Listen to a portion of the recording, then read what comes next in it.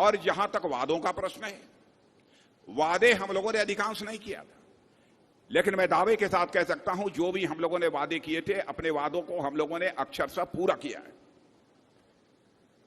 पहले यह होता था जनता से वादे बहुत सारे किए जाते थे, लेकिन अपने वादों को राजनीतिक पार्टियां पूरी नहीं करती थी, उसकी चिंता नहीं करती थी।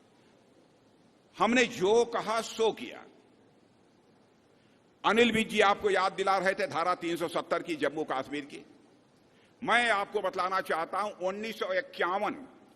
1951 उस समय जब हम भारतीय जनसंघ के रूप में काम कर रहे थे, उस समय भी हम लोगों ने अपने घोषणा पत्र में कहा था कि हमारी सरकार जिस दिन बन जाएगी और हमको दोनों सदनों में पूर्ण बहुमत मिल जाएगा, तो धारा 370 जिसके तहत जम्मू कश्मीर को विशेष दर्जा प्राप्त है अन्य राज्यों की अपेक्षा, हम उस विशेष दर्जा को यानी धारा 370 को समाप्त कर देंगे।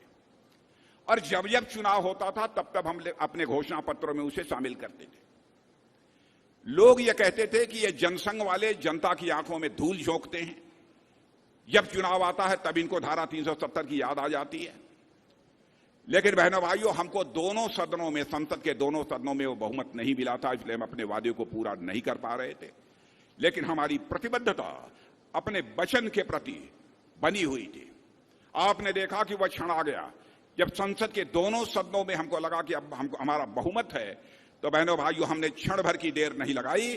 धारा 370 जिसके तहत जम्मू कश्मीर को विशेष दर्जा प्राप्त था, उसको चुटकी बजाकर हम लोगों ने समाप्त कर दिया बहनों भाइयों। और जम्मू कश्मीर का भी वही दर्जा है जो हिंदुस्तान के अन्य राज्यों का दर्जा है। जो भी कहा था, एक भी चीज ऐसी नहीं है जिसको हम लोगों ने पूरा नहीं किया।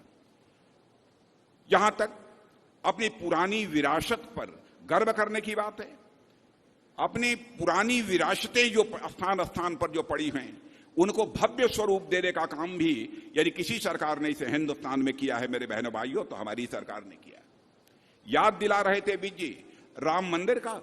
मुझे याद है 1984 में जब हम लोगों ने घोषणा पत्र अपना तैयार किया, तो उस घोषणा पत्र में भी हम लोगों ने कहा था कि हमारी सरकार यदि बन जाएगी, बहुमत यदि हमको मिल गया, तो हम अयोध्या की धरती पर भव्य राम का मंदिर बनाएंगे।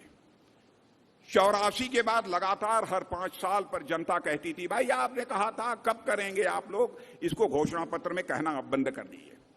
लेकिन बहनों भाइयों, देखा आपने कि वह दिन आ गया।